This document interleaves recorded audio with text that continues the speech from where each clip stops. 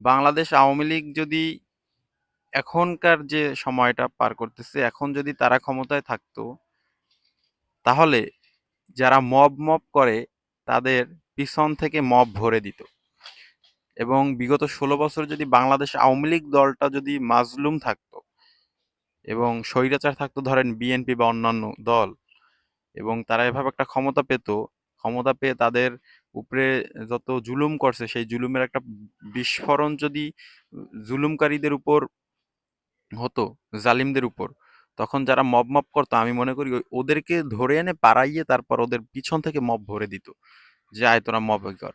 কিন্তু বাংলাদেশে বর্তমানে যারা আছে এরা হচ্ছে অতি সুশীল, তো যারা মব মব করে তাদের পিছনে যে আব্বু আব্বু ডাকে, এই অতি সুশীলতার কারণে আবারও মারা খাবে, আবারও। এবং ওরা তো আসলে মারা খায় না, ওরা তো ভালো অবস্থানে থাকে, কিন্তু সাধারণ জনগণ হচ্ছে নিষ্পেষিত হয় এদের সুশীলতার কারণে। বা ওই যারা সুশীল এরা আসলে মূলত সুশীল না, এরা হচ্ছে জনগণের শত্রু।